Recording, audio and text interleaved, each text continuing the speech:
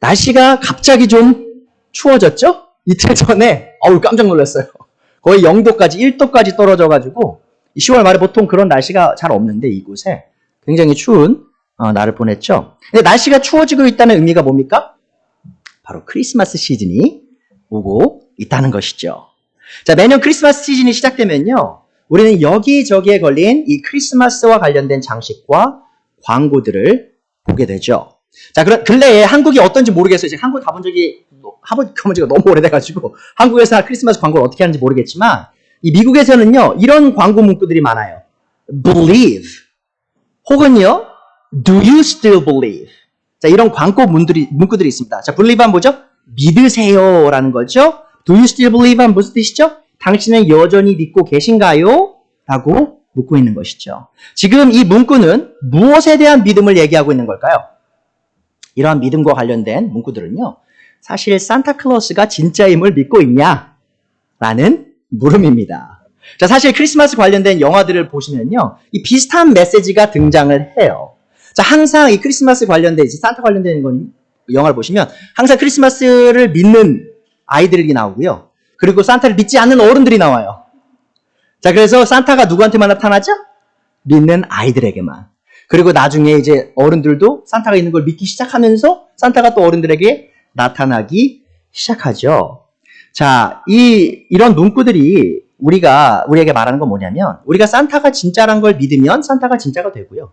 산타가 진짜란 걸 믿지 않으면 산타는 진짜가 될 수 없다라는 메시지를 지금 은연중에 우리에게 알려주고 있는 것이죠. 자, 다시 말하면 이 산타의 실제 존재 여부가 이 사람들의 믿음에 달려있다는 겁니다. 그러니까 산타가 진짜인지 아닌지는 부차적인 문제고요. 우리가 그걸 믿으면 산타가 진짜가 되고 아니면 아닌 게 된다라는 것이죠. 자, 이러한 광고와 영화들이 대중들에게 가르치는 세계관은 어떤 세계관일까요? 자, 이 세계관은 우리의 믿음이 현실을 기반으로 세워져야 하는 게 아니고요. 이 현실이 우리의 믿음에 따라 세워진다는 것입니다. 자, 여러분은 이러한 철학과 세계관에 관해서 어떻게 생각하십니까? 제가 좀 시쳇말을 좀 써도 되는지 모르겠는데, 말도 안 되는 개똥 철학입니다. 죄송합니다. 정말 개똥 철학이에요. 왜죠? 자, 믿음은 결코 실제보다 우선될 수 없어요. 여러분, 실제가 있기 때문에 그 실제를 믿는 것이지, 실제가 없는데 믿었다고 실제가 생기는 그런 것은 현실에 없는 이야기입니다. 자, 그러나 너무 안타깝게도요, 이런 개똥 철학이 많은 교회들 안에서 난무하고 있습니다. 자, 300만 달러짜리, 한화로 약 40억입니다. 이 40억에 달하는 개인용 제트 비행기를 소유한 유명한 목사님이 이런 말씀하셨어요. 들어보세요. 믿음은 영적인 힘이고 영적인 에너지이며 영적인 권능이다. 믿음의 힘이 영적인 세상의 자연 법칙들을 만들어낸다. 만약 당신이 하나님께서 주시는 번영과 풍요 속에서 살고 있다고 믿고 마음만 먹는다면 여러분은 하나님께서 주시는 번영을 경험하게 될 것입니다. 여러분이 믿음을 사용했기 때문입니다. 자, 보세요. 여러분이 지금 힘들게 사는 이유가 뭐라는 거예요? 안 믿어서. 믿기만 하면 번영과 부가 온다라고 지금 목사님이 가르치고 있어요. 자, 한국에서 가장 유명했고요. 또 가장 큰 교회를 세웠던 지금은 돌아가신 한 목사님의 설교 일부를 제가 읽어드릴게요. 한번 들어보세요. 자, 어떻게 하면 이분이 말합니다. 어떻게 하면 내 삶이 형통하고 평탄해지겠습니까? 형통하기를 원치 않는 사람이 누가 있어요? 평탄하기를 원치 않는 사람은 누가 있어요? 형통과 평탄을 믿고 꿈꾸고 말하는데 따라오는 것입니다. 여러분이 믿고 그것이 이루어지는 것을 꿈으로 바라보고 입술로 말해야 되는 것입니다. 눈에는 아무 증거 안 보이고 귀에는 아무 소리 안 들리고 손에는 잡히는 것이 없어도 긍정적이고 적극적이고 창조적으로 말해야 되는 것입니다. 할 수 있거든이 무슨 말이냐? 못한다고 말하면 안 되는 겁니다. 믿는 자에게는 능치 못하심이 없느니라. 나는 된다. 나는 할 수 있다. 하면 된다. 일은 이루어진다. 승리한다. 자, 따라서 말씀하세요. 믿으면 됩니다. 나는 믿음을 가지고 있습니다. 믿습니다. 이렇게 설교를 하셨어요. 자, 근데 얼토당토하는 크리스마스 이 광고 부분처럼 이 목사님들은 믿음이 현실을 좌지하는 권능이라고 가르치고 있습니다. 자, 우리는 왜 항상 돈이 모자라죠? 왜 항상 우리는 건강하지 않죠? 이 목사들은 그 이유가 우리가 믿지 않아서 혹은 우리의 믿음이 적어서라고 결론을 내리고 있죠. 자, 이분들에게는요, 실제적 실체가 믿음의 기반이 아니라 믿음이 실제적 실체의 기반인 것처럼 보여요. 자, 저에게는 이런 가르침이 마치 믿음을 믿어라라는 가르침처럼 들립니다. 무슨 말인지 이해하시겠어요? 믿음만 있으면 다 되니까 자, 믿음을 믿으세요라고 이 믿음의 주체가 믿음이 되어버리는 그런 형국에 처한 상황이라는 것이죠. 자, 하지만 이러한 가르침이 맞는 걸까요? 정말 믿음이 실제적 사실을 기반이 될 수 있을까요? 아니면 실제적 사실이 우리의 믿음의 기반이 되어야 할까요? 자, 정말 우리는 믿음을 믿어야 하는 것일까요?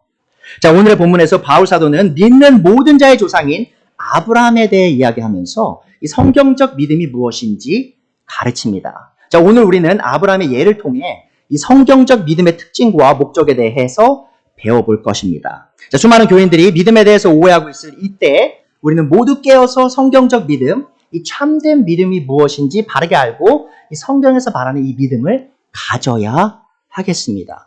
자, 오늘 본문 제가 읽어드리도록 할게요. 로마서 4장 16절 후반부에서 22절입니다. 아브라함은 우리 모두의 조상입니다. 이것은 성경에 기록된 대로 내가 너를 많은 민족의 조상으로 세웠다 함과 같습니다. 이 약속은 그가 믿은 하나님, 다시 말하면 죽은 사람들을 살리시며 없는 것들을 불러내어 있는 것이 되게 하시는 하나님께서 보장하신 것입니다. 아브라함은 희망이 사라진 때에도 바라면서 믿었으므로 너의 자손이 이와 같이 많아질 것이다 하신 말씀대로 많은 민족의 조상이 되었습니다. 그는 나이가 100세가 되어서 자기 몸이 이미 죽은 것이나 다름없고 또한 사라의 태도 죽은 것이나 다름없는 줄 알면서도 그는 믿음이 약해지지 않았습니다. 그는 하나님의 약속을 믿고 의심하지 않았습니다. 오히려 그는 믿음이 굳세어져서 하나님께 영광을 돌렸습니다. 그는 하나님께서 스스로 약속하신 바를 능히 이루실 것이라고 확신하였습니다. 그래서 하나님께서는 이것을 보시고 그를 의롭다고 여겨 주셨습니다. 자, 오늘의 말씀의 대지는 이겁니다. 참된 믿음은 이 불가능이 없으신 하나님을 대상으로 하며 또한 이 믿음은 하나님께 영광을 돌리게 된다는 겁니다. 다시 한번 읽어드릴게요. 이 참된 믿음은 불가능이 없으신 하나님을 대상으로 하며 하나님께 영광을 돌린다. 자, 오늘의 본문의 말씀에 따르면요, 아브라함은 모든 믿는 자의 조상입니다.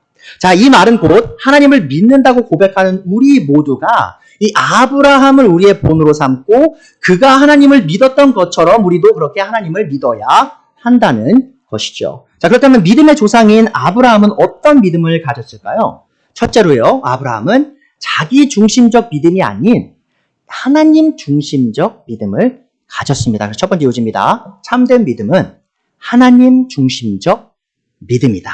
자, 여러분은 제가 설교 초반에 말한 이 믿음에 관한 이 크리스마스 광고와 또 믿음에 대해서 잘못 가르치셨던 이 목사님들에 대해서 기억하실 거예요. 자, 그들의 가르침의 문제가 무엇이죠? 자, 그들은 믿음이 중요한 이유가 믿음 자체가 중요하기 때문이라고 말하고 있어요. 자, 하지만 아브라함이 믿음을 가졌던 이유는 단순히 믿음 자체가 중요했기 때문이 아닙니다. 자, 그에게 있어 믿음이 중요했던 이유는 그의 믿음의 대상이 하나님이셨기 때문이죠. 자, 우리의 믿음은요, 그래서 우리의 믿음의 대상은 믿음 자체가 아니라 하나님이시라는 것을 기억하셔야 됩니다. 자, 아브라함은 자신이 얼마나 큰 믿음을 가졌냐를 생각하지 않았어요. 다만 그가 집중했던 것은 하나님께서 믿을 만한 분이셨다는 것과 또 그 자신이 그런 믿을 만한 하나님을 믿어야만 했다는 것이죠. 자, 그렇다면 아브라함은 특별히 하나님의 어떤 면을 믿고 있었습니까? 그는 하나님의 약속을 믿었어요. 자, 17절 전반부죠. 이것은 성경에 기록된 대로 내가 너를 많은 민족의 조상으로 세웠다 함과 같습니다. 자, 하나님께 주신 약속이죠. 아브라함이 많은 민족의 조상이 될 것이다. 아버지가 될 것이라는 약속이었죠. 자, 우리가 믿어야 될 것은요, 그래서 우리의 원함이 이루어진다는 사실이 아니고요, 바로 하나님께서 주신 약속이 이루어질 것이란 사실이라는 것이죠. 자, 아브라함은 창세기 17장 5절에서 하나님께서 그를 많은 민족의 조상으로 세우시겠다는 약속을 받았습니다. 자, 이 약속을 받을 때 아브라함은 나이가 99세였고요. 또 자신의 첩인 하가사에 얻은 이스마엘 이외에는 그 어떤 자식도 없는 상황이었죠. 이스마엘은 약속의 아들이 아니었고요. 이 하나님께서 주실 약속의 아들은 자신의 아내인 사라를 통해서 나와야만 하던 상황이었죠. 자, 근데 그 당시에 사라가 몇 살인지 아십니까, 여러분? 89살이었어요. 사라도 89살이었죠. 자, 이런 상황 속에서 아브라함은 하나님께 주신 내가 너를 많은 민족의 조상으로 세웠다는 약속을 굳게 믿었습니다. 자, 그가 어떻게 하나님의 이 약속을 믿을 수 있었을까요? 자, 그것은 그가 하나님이 어떤 분인지를 잘 알았기 때문이죠. 17절 후반부에 나오죠. 이 약속은 그가 믿은 하나님, 다시 말하면 죽은 사람들을 살리시며 없는 것들을 불러내어 있는 것이 되게 하시는 하나님께서 보장하신 것입니다. 자, 아브라함은 하나님이 어떤 분인지 알았기 때문에 그 약속을 믿을 수 있었던 것이죠. 자, 그래서요, 우리가 하나님에 대해서 믿어야 할 게 뭐냐? 바로 우리의 믿음의 대상인 하나님께는 불가능이 없다는 것입니다. 자, 아브라함은 자신과 자신의 아내의 처지에 대해 아주 잘 알고 있었어요. 자, 그러나 그는 또한 하나님께서 어떠한 어려운 일도 너무 쉽게 하시는 분임을 또한 알았다는 것이죠. 그러나 하나님께서 천지를 창조하시고 주관하시며 또한 모든 것을 자신의 마음대로 좌지우지하시는 전능자이심을 잘 알았습니다. 자, 하나님께는 어떠한 불가능도 없음을 아브라함은 믿었죠. 자, 여기서 우리는 아브라함의 믿음과 이 덮어놓고 믿으라고 강요하는 이 크리스마스 광고나 일부 목사들이 말하는 믿음이 어떻게 다른지 한번 생각해 볼 필요가 있습니다. 자, 크리스마스에 산타가 존재한다고 믿으라는 광고와 우리 삶 속에 번영과 부요함이 올 것이기에 믿어야 한다고 소리치는 목사들의 메시지는요, 동일하게 눈먼 믿음을 강요하고 있습니다. 영어로 blind faith라고 하죠. 자, 눈이 먼 거예요. 자, 눈이 먼 믿음이란 눈이 멀어서 아무것도 볼 수 없지만 그냥 덮어놓고 믿다 보면 모든 것이 잘 될 거라고 생각하는 것과 같습니다. 자, 전문적인 용어로요, 영어로 이것을 fideism이라고 해요. fideism. 자, fideism을 한국어로 번역을 하자면 극단적 신앙주의입니다. 자, 이 극단적 신앙주의는 신앙생활은 어떠한 이성적인 사고 없이 덮어놓고 믿는 거라는 것이죠. 자, 많은 사람들이 왜 하나님 믿으시죠? 그러면 그냥 믿어. 하나님 믿으라니까 믿어야지 뭐. 이렇게 대답하시는 분이 너무 많다라는 것이죠. 자, 우리가 믿어야 될 그 어떤 증거가 없더라도 그저 믿기만 하면 믿음대로 될 거라고 가르치는 이것이 바로 극단적 신앙주의입니다. 그리고 이런 극단적 신앙주의가 우리 교회들 안에서 아주 팽배한 상황이라는 것이죠. 자, 그렇다면 아브라함의 믿음은 어떤 종류의 믿음이었죠? 자, 그의 믿음이 극단적인 신앙주의였나요? 아니었습니다. 아브라함이 하나님의 약속을 믿었던 이유는요, 정확한 증거와 이유가 있었기 때문이죠. 하나님께서는 아브라함에게 자신이 전 우주를 통치하는 창조주이시며 자신이 한 약속을 언제나 지키시는 신실한 분이심을 정확하게 계시하셨습니다. 자, 이러한 하나님에 대해 너무나 잘 알았던 아브라함이 하나님을 믿는 것은요, 너무나 당연한 것이었어요. 자, 아브라함의 믿음은 믿음이 없는 교인들에게 아무 증거와 실체가 없어도 모든 것이 잘 되고 번영이 올 것이라고 믿어야 한다고 소리치는 이 목사님들의 가르침과 너무나 다른 종류의 믿음을 갖고 있었다는 것이죠. 이 목사들은 믿지 못하겠다는 신자들에게 그래도 믿으라고, 눈 감고 믿으라고, 또 덮어놓고 믿으라고 말하지만요, 하나님께서는 아브라함에게 믿지 못하겠어도 믿으라고 강요하지 않으십니다.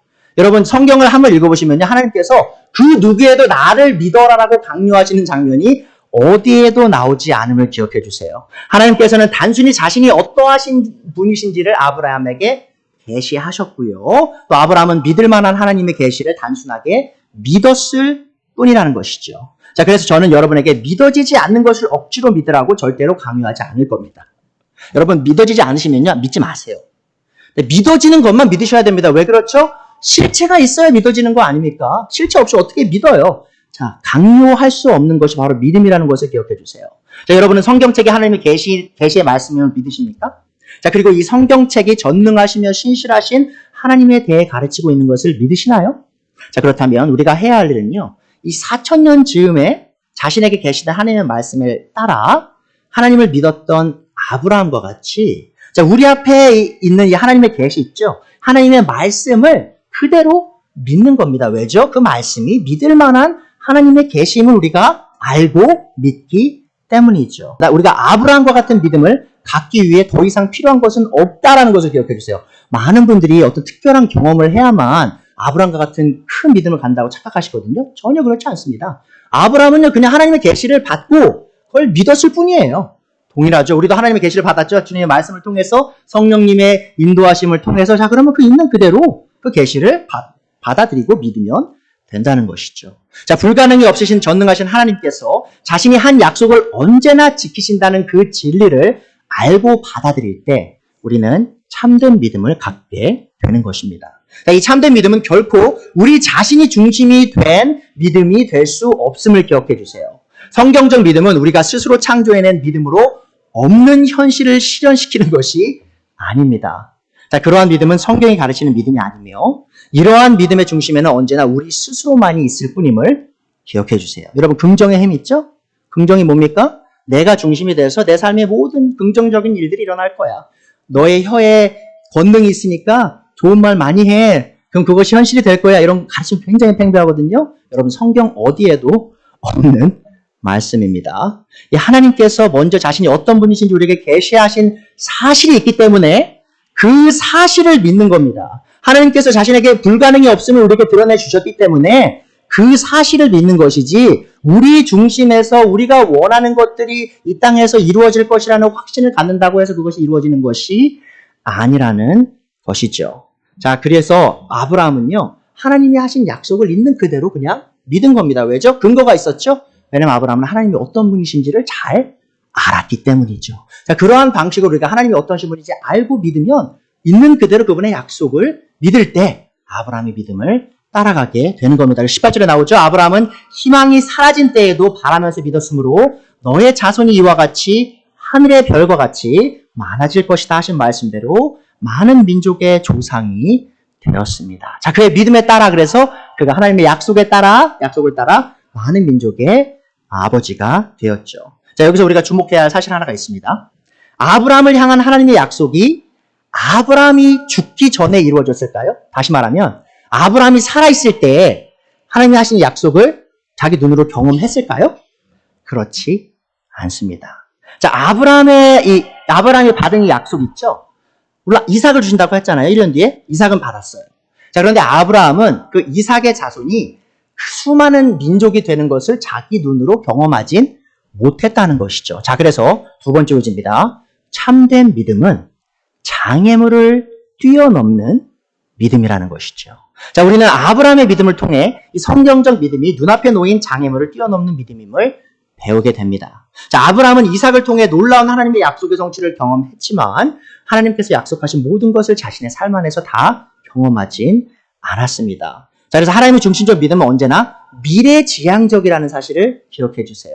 이 아브라함의 믿음은요, 미래지향적 믿음이었습니다. 이 아브라함은 자신을 향한 하나님의 약속을 자신의 삶 속에서 모두 경험하진 못했으나 자신의 삶이 끝나고 난 후에도 하나님께서 자신의 약속을 지키실 것을 굳게 믿었습니다. 자, 아마도 아브라함은 자신의 자손이 하늘의 별과 같이 많아질 것이란 이 하나님의 약속이 자신의 육체적인 후손인 이스라엘 민족에게만 해당하는 약속이라고 생각했을 수도 있어요. 하지만 아브라함에게 주신 이 약속이 미래에 어떻게 성취되었죠? 우리가 아브라함의 자손이라고 말하는 것이 지금 유대인들만 말하는 건가요? 이스라엘 민족만 말하고 있는 건가요? 아니죠. 바로 우리를 얘기하는 거예요. 이방인인 우리들. 어떻게 그렇죠? 바로 우리가 아브라함과 같은 종류의 믿음을 가진 우리가 피로 섞이지는 않았으나 같은 믿음으로 한 가족 안에 들어오는 그런 것을 경험했다라는 것이죠. 자, 하나님께서 아브라함이 자신의 독생자인 이삭을 희생물로 바쳤던 것과 같이 그 같은 모양으로 자신의 아들 예수님을 보내셨죠. 독생자 예수님을. 그 예수님의 희생을 통해 이제 우리는 그분을 믿는 모든 우리는 아브라함의 자손으로서 하나님의 집에 가족으로 들어가게 되었다는 것이죠. 자, 우리는 아브라함을 향한 이 약속을 놀랍게 성취하신 이 하나님을 바라보면서 우리의 믿음이 언제나 미래지향적이어야 함을 배우게 됩니다. 자, 어쩌면 우리는 우리가 원하는 타이밍에 이 하나님의 약속의 성취를 경험하지 못할지도 몰라요. 심지어 우리가 죽기 전까지 그 약속이 이루어지지 않을지도 모릅니다. 자, 그러나 이 아브라함의 예를 통해 우리가 확신할 수 있는 것이 있죠. 자, 그것은 하나님께서 분명히 우리에게 주신 모든 약속을 성취할 것이란 것이고요. 또한 우리가 기대하시는 것 이상으로 놀라운 방식으로 자신의 모든 약속을 성취하실 거란 것이죠. 자, 아브라함이 상상할 수도 없는 방식으로 하나님께서 자신의 약속을 이방인들을 통해서 이루셨죠. 예수님을 통해 이방인들을 하나님의 집으로 들여보내시면서. 자, 그런 것처럼 하나님이 우리에게 주신 약속을요, 우리 삶의 그 약속이 이루어지지 않더라도 우리가 죽고 난 후에라도 하나님께서 너무 놀라운 방식으로 이루실 거라는 것을 우리가 기대해야 한다는 것이죠. 자, 우리가 우리의 믿음의 중심에 하나님을 둘 때 이 하나님께서 자신이 약속하신 대로 우리의 삶을 통해 자신의 뜻을 놀랍게 성취하실 것입니다. 자, 하나님을 중심으로 둔 믿음은 미래에 지향적일 뿐만 아니고요. 또한 어려움을 이겨내는 믿음입니다. 자, 하나님 중심의 믿음은 어려운 상황 속에서 더욱 강해짐을 기억해 주세요. 자, 아브라함의 상황에 대해 다시 한번 생각해 보죠. 자, 하나님께서 그에게 이삭을 약속하실 때 그는 99세였고요. 그의 아내 사라는 89세였습니다. 더욱이 사라는 당시에 이미 폐경이 와서 임신을 할 수 없는 처지에 놓여 있었어요. 자, 한마디로 아브라함의 눈앞에는 이 하나님의 약속을 의심하게 할 만한 수많은 장애물들이 놓여 있었죠. 자, 그러나 19절에 뭐라고 나오죠? 아브라함은 나이가 100세가 되어서 자기 몸이 이미 죽은 것이나 다름없고 또한 사라의 태도 죽은 것이나 다름없는 줄 알면서도 그는 믿음이 약해지지 않았습니다. 그는 하나님의 약속을 믿고 의심하지 않았습니다. 오히려 그는 믿음이 굳세어져서 하나님께 영광을 돌렸습니다. 그는 하나님께서 스스로 약속하신 바를 능히 이루실 것이라고 확신하였습니다. 자, 그 장애물이 있음에도 불구하고 그는 하나님의 약속을 굳게 믿었다라고 성경은 말하고 있죠. 자, 아브라함의 믿음은 단순히 긍정의 힘이 아니었음을 기억해 주세요. 자, 그는 자신의 몸과 자신의 아내의 몸이 너무 늙어서 스스로 아이를 가질 능력이 없음을 분명히 알고 있었습니다. 그러나 그가 또 하나 알았던 사실이 있죠. 그게 뭡니까? 바로 전능하신 하나님께서 이 약속을 나에게 주었다는 거예요. 내 몸은 이미 다 병들어서 늙어서 애를 낳을 수 없는 몸이고 내 아내도 이미 폐경이 와서 아이를 임신할 수 없는 상황이나 지금 누가 그 약속을 주신 거죠? 천지를 말씀으로 창조하신 그분께서, 천지를 다 주관하시는 그분께서 내가 너에게 내년 이맘때쯤 아들을 주겠다 약속하시니 그가 믿음에 더 굳세어져서 그 장애물을 뛰어넘고 하나님이 이 약속을 이루실 것이다 확신했다라고 성경은 말하고 있죠. 여기서 우리는 20절에 나오는 이 아브라함의 믿음이 굳세어졌다라는 표현을 정확히 이해할 필요가 있습니다. 여기서 사용된 굳세어졌다는 동사는요, 수동태입니다. 자, 영어로 passive죠. 자, 이 말은 곧 아브라함이 스스로의 믿음을 강하게 했다는 말이 아니에요. 그의 믿음이 강해졌다는 건요, 아브라함 스스로가 자기 믿음을 북돋아서 하나님 더 믿어야지 했다는 게 아니고요. 다른 아브라함 이외의 누군가가 아브라함의 믿음을 강하게 만들어줬단 말입니다. 자, 그럼 아브라함의 믿음을 강하게 준 분이 누굴까요? 바로 하나님이시죠. 자, 여러분이 기억하셔야 될 게 이거예요. 바울은 이 수동태 동사를 사용함으로 하나님을 향한 아브라함의 이 큰 믿음이 아브라함 스스로에게 온 것이 아니라 하나님께로부터 왔음을 명확하게 보여주고 있습니다. 여기서 우리 모두가 이해할 진리는 이 하나님을 향한 우리의 믿음이 우리 스스로 만들어내는 것이 아니라는 것이죠. 참된 믿음은 언제나 하나님께서 자신의 백성에게 주시는 선물임을 기억하셔야 됩니다. 자, 신약 성경은요, 하나님을 향한 성도들의 믿음이 하나님께서 주시는 선물이라고 반복해서 가르쳐줘요. 자, 에베소 2장 8, 9절에 나오죠. 여러분은 믿음을 통하여 은혜로 구원을 받았습니다. 자, 믿음으로 받는 구원. 이것은 여러분에게서 난 것이 아니요 하나님의 선물입니다. 자, 빌립보서 1장 29절 보세요. 하나님께서는 여러분에게 그리스도를 위한 특권, 어떤 특권이죠? 즉 그리스도를 믿는 것뿐 아니라 또한 그리스도를 위해 고난받는 특권도 주셨습니다. 자, 보세요. 하나님이 주신 특권이 뭐죠? 예수님을 믿는 것과 그분을 위해 고난받는 것. 자, 보세요. 믿음도 특권인데 누가 준다고요? 하나님이 주시는 특권이래요. 자, 베드로후서 1장 1절 보세요. 예수 그리스도의 종이여 사도인 시몬 베드로가 우리 하나님과 구주 예수 그리스도의 의를 힘입어서 우리의 믿음과 같은 귀한 믿음을 어떻게 했다고요? 받은 이들에게 현재하노니. 믿음을 받았다잖아요. 누구한테 받죠? 하나님께로부터 받은 믿음이라는 것이죠. 자, 믿음이 없이는 하나님을 기쁘시게 할 수 없고요. 또한 하나님께서 주시는 구원을 경험할 수 없습니다. 자, 그런데 구원에 이르는 그 믿음, 또한 하나님께서 먼저 주시지 않으면 우리가 그 믿음을 가질 수 없다는 사실 또한 기억해 주셔야 됩니다. 그래서 사실은요, 저는요, 제가 예수님을 믿습니다, 하나님 믿습니다 고백할 때 있잖아요. 제가 울컥할 때가 많아요. 내가 이렇게 믿음을 고백하는 것 자체가 불가사의한 일이에요. 내가 어떻게, 전 세계 여러분, 지금 인구 몇 명인지 아십니까? 많은 분들이 지금 60억, 좀 연로하신 분들은 50억 말씀하실 수도 있는데, 저는 이제 자랄 때 60억이라고 들었어요. 그런데 한 몇 년 전에 제가 70억이라는 걸 알았거든요. 제가 어제 보니까 79억이에요, 인구가. 전 세계 인구가 79억입니다. 자, 79억의 인구 중에 과연 몇 명이나 하나님을 바르게 믿을까요? 아브라함처럼 믿을까요? 굉장히 소수입니다. 자, 근데 그 중에 하나가 저래요. 그 사실을 알 때 저는 미칠 것 같아요. 어떻게 이런 큰 특권을 나에게 주셨을까? 이 하나님을 믿는 믿음을, 이 선물을 어떻게 나 같은 버러지 같은 죄인인 나에게 주셨을까? 자, 우리가 이 아브라함을 보면서 그 진리를 배워야 한다는 것이죠.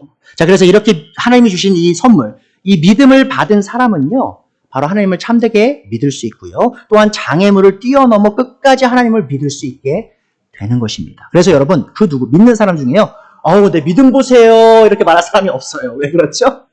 왜? 내가 키워낸 믿음이 아니거든요. 하나님께서 허락하신 믿음이라는 것이죠. 그러하기에 우리가 믿음을 볼 때, 내 믿음을 볼 때, 우리의 믿음을 볼 때 하나님을 경배할 수밖에 없다는 겁니다. 자, 장애물을 뛰어넘어 끝까지 믿는 믿음. 자, 이것이 우리에게 필요한 것인데, 한 반대로 생각해 보죠. 자, 그럼 어떤 분들은요, 이 삶의 어려움이 올 때요, 쉽게 하나님을 떠나요. 쉽게 교회를 떠나요. 쉽게 믿음을 떠나요.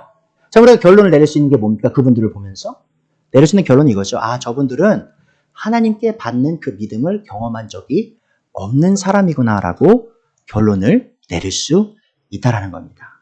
자, 지금까지 우리는 성경적 믿음이 무엇인지 배웠죠. 이 성경적 믿음은 나 자신이 중심이 아닌 하나님께서 중심이 계신 믿음입니다. 또한 하나님을 중심에 둔 믿음은 어려움 속에서도 약해지지 아니하고 이 장애물을 뛰어넘는 믿음이죠. 자, 그렇다면 하나님께서 이러한 귀한 믿음의 선물을 우리에게 주시는 이유가 무엇일까요?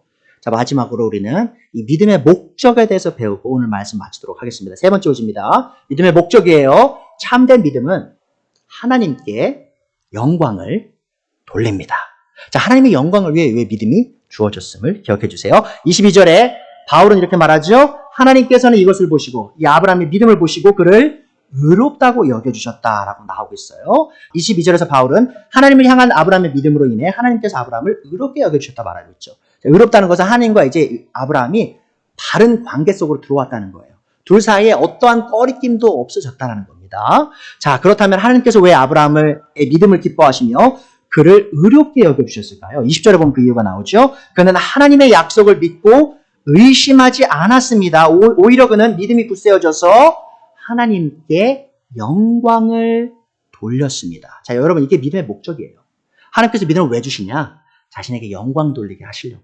하나님께서 자신을 향한 이 우리의 믿음을 기뻐하시는 이유는 그 믿음이 하나님께 영광을 돌리기 때문입니다. 자, 그렇다면 하나님을 향한 우리의 믿음은 왜 하나님께 영광을 돌릴까요? 그것은 바로 하나님을 향한 우리의 믿음이 실제로 하나님께서 얼마나 권능 있는 분이신지를 우리가 눈으로 직접 경험하기 전부터 믿기 때문이에요.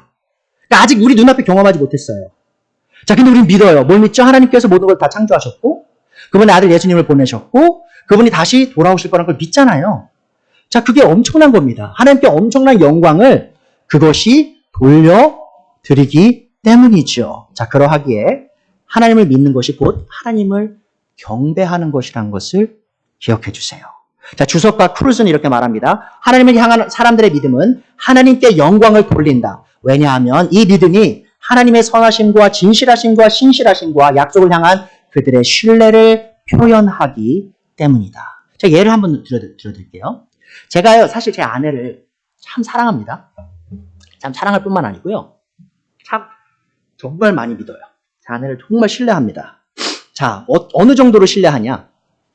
예를 들어드릴게요. 여러분 중에 한 분이 제 아내를 우연히 스타벅스에서 만났어요. 근데 만난 건 아니고 거기 앉아있는 걸 본 거예요. 자, 근데 제 아내가 한 외간 남자랑 까르르 거리면서 막 좋아가지고 막 웃고 있는 모습을 본 거예요. 여러분이 걱정이 돼서 막 고민하시다가 저한테 전화를 돌리시는 거예요. 아유, 우리 조영희 목사님 어떡해. 큰일 났네 하면서 전화를 하셔서 아유, 목사님 지금 제가 이런 말 해도 될지 모르겠는데 스타벅스 저기 어디 NC55 스타벅스에서 사모님이 계셨는데 사모님이 어떤 이상한 잘생긴 남자랑 목사님보다 좀 더 잘생긴 남자랑 좋은 시간을 보내고 있더라고요. 어떡하죠? 그러면 제가 어떻게 할까요? 그 자리에서 화가 나가지고 그냥 전화기를 던지고 NC55에 가서 막 들어가서 막 다 엎을까요? 안 그래요, 저는. 왜 그런지 아십니까? 제 아내가 저희 결혼할 때, 결혼 서약할 때 약속한 게 있어요. 우리가 죽음이 우리를 갈라놓기 전까지 끝까지 이 남편에게 신실하겠다는 언약을 맺었거든요, 제 아내가. 저는 제 아내가 그 언약을 지킬 걸 잘 압니다. 자, 그러면 제가 그래서 여러분에게 이렇게 말할 거예요. 자매님, 형제님, 걱정하지 마세요. 제가 이유는 잘 모르겠어요. 제 아내가 보통 그런 일이 있으면 저한테 먼저 얘기를 해주는데, 오늘은 무슨 일이 있어서, 뭐 갑작스럽게 누굴 아는 사람 만났든지, 친척 누구를 우연히 만났든지 했겠죠? 근데 걱정할 일 아니니까 너무 걱정하지 마세요. 그리고 저는 제 아내에게 그냥 문자 하나 보낼 거예요. 좀 내가 이런 전화를 받았는데 무슨 일이냐? 그러면 저는 확실한 게 뭐냐면 아무 일도 아닐 거라는 것이죠. 너무 걱정하지 마세요. 그렇게 얘기할 거라는 거죠. 이유는 몰라요, 아직. 그래도 저는 알아요. 제 아내가 저에게 끝까지 신실할 사람이라는 것을. 제가 어떻게 할까요? 제가 13년 동안 제 아내를 경험했거든요. 제 아내에겐 저밖에 없어요. 저한테 제 아내밖에 없어요. 자, 그거를 서로가 경험했기 때문에 저는 제 아내를 믿는다는 겁니다. 무슨 일이 있어도. 자, 근데 보세요. 자, 그러면 이 일러스트레이션 안에서, 예화 안에서 좀 누가 영광을 받나요? 제 아내를 그렇게 믿어주는 제가 영광을 받나요? 아니면 제 아내가 저를 그렇게 믿게끔 만들어준 제 아내가 영광을 받나요? 당연히 제 아내가 영광을 받죠. 만약에 제 아내가 그동안 행실을 그렇게 하지 않고 저에게 의심만 주는 행실을 한 여자였다면 제가 어떻게 그렇게 행동하겠어요? 절대 못 믿죠. 과거에도 나 바람핀 적이 있는데 요번에 또 그랬구나 하면서 가슴을 치겠죠. 자, 근데 그런 적이 한 번도 없는 사람인데, 다른 사람에게 눈길 한 번 준 적이 없는 사람인데 어찌 그렇게 할 수 있을까? 당연히 아니지. 근데 제가 좀 예화를 좀 드려드리면 왜 제가 굳게 믿냐면, 저희가 결혼하기 전에 3년 동안 서로 안 보고 있었어요. 한 번도 안 만났어요. 서로 전화만 하고 이메일만 쓰고 서로를 위해 그렇게 기다렸단 말이죠. 저희 아내에게 대시한 남자들도 많이 있었어요. 근데 다 거부하고 저를 기다렸단 말이죠. 그런 걸 제가 경험했는데 왜 제 아내를 의심하냐 이거죠. 자, 그래서 제 믿음, 제 아내를 향한 믿음이 누구에게 영광을 주죠? 제 아내에게 영광을 주잖아요. 자, 그겁니다, 여러분. 여러분, 이 예화에서 영광을 받는 사람이 제 아내인 것처럼 우리가 하나님께 믿음을 줄 때 있잖아요. 왜 하나님께 영광 받죠? 하나님께서 영광 받으시죠? 그 말은 곧 하나님께서 우리에게 자신이 그렇게 신실하시고 믿을 만한 분이심을 너무나 명확하게 많이 보여주셨기 때문입니다. 자, 좀 이해할 수 있으시겠나요? 하나님께서 왜 우리의 믿음으로 영광 받으시는지, 바로 그분이 정말 믿을 만한 분이심을 우리가 믿을 수 있도록 우리에게 자신을 계시하셨기 때문이죠. 또 더 나아가서요, 하나님을 향한 우리의 믿음은 인류의 죄의 문제의 해결책이기도 합니다. 자, 하나님을 믿는 것은 근본적인 죄의 문제를 해결함을 기억해 주세요. 여러분 모두가 인류가 저지른 이 죄의 근본적인 문제가 뭔지 아십니까? 자, 그것은요, 바로 우리가 하나님께 드려야 될 영광을 드리지 못하게 된 거예요. 하나님 우리를 왜 창조하셨죠? 자신의 영광을 위하여. 우리가 죄를 짓다 어떤 일이 일어났죠? 더 이상 우리 삶이 하나님의 영광을 위한 삶이 아니라 우리 자신만을 위한 삶이 된 거예요. 자, 그게 바로 죄의 가장 근본적인 문제입니다. 자, 그래서 로마서 3장 23절에 말하죠. 모든 사람이 죄를 지어 하나님의 영광에 이르지 못하더니. 많은 분들이 그렇게 생각하세요. 죄의 제일 큰 문제가 뭐냐면 지옥 가는 거예요. 아닙니다, 여러분. 제일 큰 문제가 우리가 지옥 가는 게 아니고요. 죄의 제일 큰 문제는 우리가 하나님께 더 이상 영광을 드리지 못하게 된 거예요. 우리가 영광을 위해 지어졌는데 더 이상 영광을 못 드리는 게 죄의 큰 문제, 우리의 죄의 가장 큰 문제라는 것이죠. 자, 그러나 죄인인 우리가 하나님을 믿기 시작할 때 우리는 다시 하나님께 영광을 돌리는 삶을 살게 되는 것이라는 것이죠. 자, 그래서 주석가 슈라이너는 이렇게 말합니다. 믿음이 하나님께 영광을 돌리는 이유는 믿음이 하나님을 전적으로 의지하지 않고서는 우리가 살아갈 수조차 없음을 인정하는 고백이기 때문이다. 우리가 하나님께 드릴 수 있는 최선의 경배는 우리가 하나님을 위해 일하는 것이 아니라 하나님께서 자신이 하신 약속을 성취하실 것이라고 믿는 것이다. 그러니까 여러분이 드리는 봉사 있죠? 봉사하지 말라는 건 아니지만 여러분이 드리는 손의 봉사보다요, 하나님이 더 크게 영광 받으시는 게 뭐라고요? 여러분이 하나님이 자신의 약속을 지키시는 신실한 하나님이심을 믿는 것이라는 것이죠. 자, 그래서 하나님께서 자신을 향한 이 아브라함의 믿음을 그렇게 크게 기뻐하셨던 것이고요. 또 이 믿음으로 인해 그를 의롭다 칭하신 것입니다. 자, 하나님께 의롭다 칭함을 받는 것은 하나님과 아무 꺼리낌 없는 이 사랑의 관계로 들어가게 됐다는 것이죠. 자, 여러분은 아브라함을 여러분의 믿음의 선조로 두고 계신가요? 자, 여러분은 이 아브라함이 하나님의 약속을 믿었던 것과 같이 이 하나님께서 주신 약속을 믿고 계십니까? 자, 그렇다면 여러분은 이미 이 아브라함의 자손이 되신 것이고요. 또 하나님께 영광을 돌릴 수 있는 삶을 살고 계신 것입니다. 이해할 수 있으시겠죠? 믿음이 왜 중요한 것인지. 여러분이 이 믿음을 믿는 게 아니라는 걸 기억해 주시면 좋겠어요. 믿음의 중심은 언제나 하나님이 계셔야 됩니다. 그리고 하나님이 중심된 믿음은요, 언제나 장애물을 뛰어넘는다는 걸 기억해 주시고요. 왜죠? 우리가 능력이 있어서가 아니죠? 바로 그 약속을 주신 하나님이 능력 있는 분이시기에. 또한 우리의 믿음의 목적이 우리가 칭찬받는 게 아니고요. 사람들 앞에서. 바로 하나님께 영광을 돌리기 때문이에요. 그래서 여러분, 그런 생각 안 하셨으면 좋겠어요. 뭐냐면, 저건 참 믿음 너무 좋아 하면서 그 사람 막 되게 칭찬하고 막 높이잖아요. 그거 좀 성경적이지 않은 겁니다. 혹은 내가 믿음이 좋다고 간증할 때 있잖아요. 이 간증을 듣다 보면 이게 어떻게 되냐면, 이게 좀, 뭐냐면, 주체가 바뀌거든요. 뭐냐면, 하나님께 영광이 되는 게 간증이죠. 자, 근데 다 듣고 나서 돌이켜보면은 그분이 얼마나 믿음이 컸는지로 끝나요. 내가 믿음이 이렇게 커가지고, 하나님이 이렇게 해주셨어요. 하고 끝난단 말이죠. 근데 그게 참된 크리스천 간증이 아닙니다. 크리스천 간증은 뭐죠? 나는 믿을 힘도 없었는데, 하나님이 내게 그런 믿음의 선물을 주셔서, 난 이제 하나님께 영광을 돌릴 수 있습니다. 그게 믿음의 간증이 된다는 것이죠. 자, 그래서 오늘 말씀의 대지입니다. 참된 믿음은 불가능이 없으신 하나님을 대상으로 하고요. 또 하나님께 영광을 돌린다는 이 진리를 기억하셨으면 좋겠습니다.